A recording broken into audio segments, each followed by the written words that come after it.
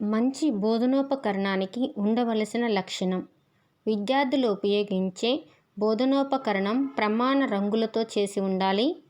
విద్యార్థులు ఉపయోగించే పుస్తకాలు ప్రసిద్ధ రచయితలచే రాయబడి ఉండాలి. బోధనోపకరణం సౌష్ఠవత, స్పష్టత వంటి లక్షణాలను కలిగి ఉండాలి. విజ్ఞాన శాస్త్ర బోధనోపకరణంగా వాడే పటాల్లో భాగాలు తప్పనిసరిగా గుర్తించబడి ఉండాలి. ఇందులో మంచి బోధనోపకరణానికి ఉండవలసిన లక్షణం అంటే ఫస్ట్ 2 కరెక్ట్ అండి. విద్యార్థులు ఉపయోగించే బోధనోపకరణం ప్రమాణ రంగులతో చేసి ఉండాలి. విద్యార్థులు ఉపయోగించే పుస్తకాలు ప్రసిద్ధ రచయితలచే రాయబడి ఉండాలి. మిగతా 2 ఎందుకు కాదంటున్నానంటే బోధనోపకరణానికి సౌష్ఠవం, స్పష్టత వంటి లక్షణాలు కలిగి ఉండాలి అన్నారు. అది వీలు కాదు. మనం ఒక ఎగ్జాంపుల్కి పిల్లలకి టికెట్లు చూపించాల్సి వస్తుంది. బస్సులో ఇచ్చే టికెట్స్ అని, ట్రైన్ టికెట్స్ అని, లేదంటే రేఫర్స్ మనకి ఉంటాయి కదా, కోల్గేట్ పేస్ట్ అని, ఇట్లా ఏవో ఎగ్జాంపుల్గా కొన్ని పేపర్స్ ముక్కలని ఇలా చూపిస్తాం. అక్కడ వాటికన్నిటికీ మంచి షేప్ ఉండాలి, కలర్ ఉండాలి, క్లియర్గా వాటి మీద ఉండే రేట్ కనపడాలంటే కుదరదు. నెక్స్ట్ ఇంకోటి చూడండి, విజ్ఞాన శాస్త్ర బోధనోపకరణంగా వాడే పటాల్లో భాగాలు తప్పనిసరిగా గుర్తించబడి ఉండాలి. మనము ఏదో ఒక ఇండియా మ్యాప్ అనో ఏదన్నా మనం పేపర్లో ఉంటే చూపిస్తామండి. న్యూస్ పేపర్ ఇలా ఏదన్నా కలెక్ట్ చేసినప్పుడు అందులో ఉండేటి ఏమన్నా పార్ట్ చూపిస్తాం మనం. న్యూక్లియర్ రియాక్టర్ అని, సోలార్ సిస్టమ్ అని, అలా ఏమన్నా కలర్ఫుల్గా ఉంటాయి. వాటికన్నిటికీ పేపర్ వాడు వచ్చేసి భాగాలు పెట్టాలి అంటే కుదరదు కదా. సో మంచి బోధనోపకరణానికి ఉండవలసిన లక్షణాలు పై 2 మాత్రమే. ఎందుకు 4 ఇలా చెప్పానంటే ఇక్కడ ఆప్షన్లో లాస్ట్లో 1, 2 ఉంది, 1, 2, 1, 3, 4 ఉంది, 4 ఉంది, 1, 2, 3, 4 ఉంది. మ్యాక్సిమం మన మైండ్ సెట్ ఎలా ఉంటుందంటే ఆల్ అని పెట్టేస్తాం. ఆల్ అని పెట్టకుండా ఉండడానికి నేను ఇవి 2 ఎందుకు కరెక్ట్, ఈ 2 ఎందుకు రాంగో ఎక్స్ప్లెయిన్ చేశా. నెక్స్ట్, విజ్ఞాన యాత్రకు వెళ్ళడానికి ఉదాహరణ కానిది: పాఠశాలకు వెళ్ళడం, బిర్లా ప్లానిటోరియం సందర్శనానికి వెళ్ళడం, చారిత్రక ప్రదేశాలకు సందర్శనకు వెళ్ళడం, విద్యుత్ ఉత్పత్తి క్షేత్రాలను సందర్శించడానికి వెళ్ళడం. ఇక్కడ విజ్ఞాన యాత్రకు వెళ్ళడానికి ఉదాహరణ కానిది అంటే నా ఒపీనియన్లో పాఠశాలకు వెళ్ళడం అనేది విహారయాత్ర అయితే, విజ్ఞాన యాత్ర అయితే కాదని నేను అనుకుంటున్నాను. కానీ ఈ అకాడమీ బుక్ ప్రకారం వాళ్ళకిలో చారిత్రక ప్రదేశాల సందర్శనకు వెళ్ళడం అని ఉంది. కేవలం ఈ ఒక్కటే బోధనోపకరణాల్లోనే నాకు కనిపించి ఒక 4-5 బిట్లు రాంగ్ అనిపించాయి. అందుకే నా ఒపీనియను బుక్ వాళ్ళకి చెప్తున్నాను. మీకేదో కరెక్ట్ అనిపిస్తే మీరు నాకు కామెంట్ చేయండి. లాస్ట్లో నేను కీ కూడా చూపిస్తాను. సో ఇక్కడ చూడండి, విజ్ఞాన యాత్రకు వెళ్ళడానికి ఉదాహరణ కానిది: పాఠశాలకు వెళ్ళడం, బిర్లా ప్లానిటోరియం సందర్శనానికి వెళ్ళడం, చారిత్రక ప్రదేశాల సందర్శనకు వెళ్ళడం, విద్యుత్ ఉత్పత్తి క్షేత్రాల సందర్శనకు వెళ్ళడం. పాఠశాలకు వెళ్ళడం అనేది ఉదాహరణ కాదు అనుకుంటున్నా.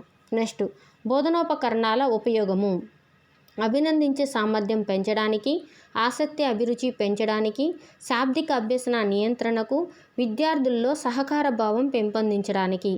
బోధనోపకరణాల ఉపయోగానికి ఇవన్నీ కూడా అభినందించే సామర్థ్యం పెంచడానికి, ఆసక్తి అభిరుచి పెంచడానికి, శాబ్దిక అభ్యసన నియంత్రణకు, విద్యార్థుల్లో సహకార భావం పెంచడానికి. నెక్స్ట్, అభ్యసన పునర్బలనానికి తోడ్పడేది: పెన్ను, పెన్సిల్, సంచి, చార్టు. అభ్యసన పునర్బలనానికి తోడ్పడేది అంటే మనం ఒక లెసన్ అయిపోయాక మళ్ళీ ఒకసారి ఎక్స్ప్లెయిన్ చేసుకుంటాం. బిట్స్ అన్నీ ఒకసారి నల్లబల్ల అయితే, బ్లాక్ బోర్డ్ అయితే దాని మీద రాస్తాం. లేదు మన దగ్గర ఒక చార్ట్ ఉందనుకోండి, చార్ట్లో మళ్ళీ ఒకసారి రివైజ్ చేపిస్తాం అనమాట. సో అలా అభ్యసన పునర్బలనానికి తోడ్పడేది చార్టు. చూడడం ద్వారా జరిగే అభ్యసన శాతం 83%. ఇక్కడ ఇచ్చిన చూడండి పాయింట్: 1.5%, 38%, 83%, 63% అని ఉంది. చూడడం ద్వారా జరిగే అభ్యసనము 83%. ఇది ఆల్రెడీ నేను అభ్యసనం ద్వారా జరిగే ఇంద్రియాల ద్వారా జరిగే అభ్యసనం అని చెప్పుకున్నాను ఒక వీడియోలో, స్మృతి శాతం అనేసి. అందులో వస్తుందన్నమాట. స్పర్శ ద్వారా అంటే ఫస్ట్ నాలుక ద్వారా ఇట్లా కోబిన్ ప్రకారం వచ్చి పంచేంద్రియాలని వస్తుంది కదా. అందులో చూస్తే రుచి ద్వారా అంటే నాలుక ద్వారా 1%, స్పర్శ ద్వారా 1.5%, వాసన ద్వారా అనగా ముక్కు ద్వారా 3.5%, వినడం ద్వారా అంటే చెవి ద్వారా 11%, చూడడం ద్వారా 83%. అంటే కోబిన్ 1968లో ఈ జ్ఞానేంద్రియాల ద్వారా ఎంత మనకు జ్ఞప్తికి ఉంటుంది అని ఒక టేబుల్ ఇచ్చాడు. అందులో ఉంటుందన్నమాట. నాలుక అంటే పంచేంద్రియాలు: నాలుక, ముక్కు, చర్మము, చెవి, కన్ను. నాలుక ద్వారా అంటే రుచి ద్వారా 1%, స్పర్శ ద్వారా 1.5%, వాసన ముక్కు ద్వారా 3%, వినడం ద్వారా 11%, చూడడం ద్వారా 83%. దీనికి నేను ఒక ట్రిక్ కూడా చెప్పున్నాను. రుచి అంటే నాలుక 1 అనుకుంటే 1% గుర్తుంటుంది. వాసన అంటే ముక్కు 3.5%. వినడం అంటే చెవి, మన ఫేస్కి ఇటొక చెవి ఇటొక చెవి ఉంటుంది. ఆ 1 తెచ్చి పక్కన పెడితే 11% గుర్తుంటుంది అని చిన్న హింట్ చెప్పున్నాను. ఇష్టమైతే ఫాలో అవ్వండి, నచ్చితే లేదంటే మీరు ఇంకో కొత్త దాంతో నేర్చుకోండి. మంచి ట్రిక్తోనే గుర్తుపెట్టుకోవాలి, ఎందుకంటే ఇది ఎప్పుడూ వస్తుంటుంది. ఇట్లాగే ఇంకొకటి కూడా ఉంది, అభ్యసనం ద్వారా స్మృతి ప్రభావం అని. అక్కడ ఏంటంటే చదవడం ద్వారా 10%, వినడం ద్వారా 20%, చూడడం ద్వారా 30%, చూస్తూ వినడం ద్వారా 50%, చెప్పడం వివరించడం ద్వారా 70%, చెప్పడం చేయడం ద్వారా 90% గుర్తుంటుందని ఒక స్మృతి, అభ్యసనం ద్వారా స్మృతి అనేది అందులో వస్తుందన్నమాట.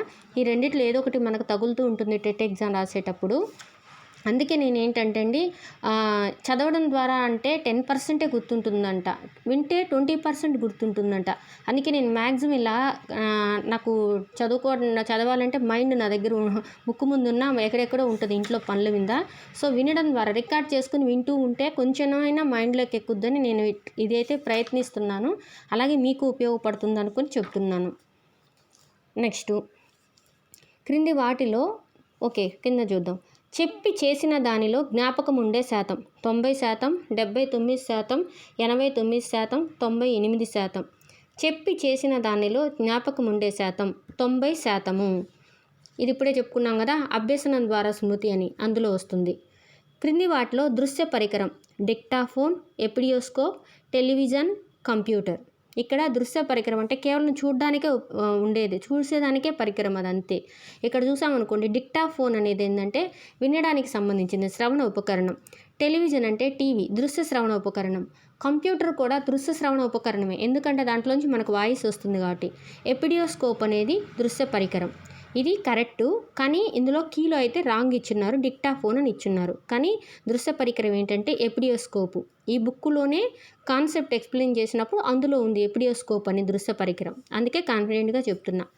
నెక్స్ట్, క్రింది వాటిలో గ్రాఫిక్ ఉపకరణం నల్లబల్ల, peg board, flannel board, posters. Graphic ఉపకరణం అంటే గ్రాఫిక్స్ అనుకోండి అంతే. ఇక్కడ నల్లబల్ల, పెగ్ బోర్డు, ప్యానెల్ బోర్డు ఈ 3 ఏంటంటే ప్రదర్శన బల్లలు. సో పోస్టర్స్ అనేది గ్రాఫిక్ ఉపకరణం. ఇది కూడా ఏంటంటే ఇక్కడ రాంగ్ ఇచ్చారండి, కీలో నల్లబల్లని ఇచ్చారు, అది రాంగు.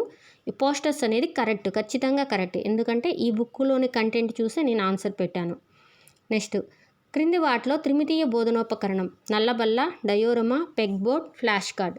త్రిమితీయ ఉపకరణం ఏంటంటే డయోరమా. డయోరమా అనేది ఒక పూర్తి నమూనా, ఒక కాన్సెప్ట్ని వివరించడానికి తయారు చేసే ఒక నమూనా అన్నమాట. సో డయోరమా అనేది త్రిమితీయ బోధనోపకరణం. నల్లబల్ల, పెగ్ బోర్డ్, ఫ్లాష్ కార్డ్ ఎందుకు కాదంటే అవి 2 డైమెన్షనల్ కాబట్టి అవి త్రిమితీయ బోధనోపకరణం కాదు.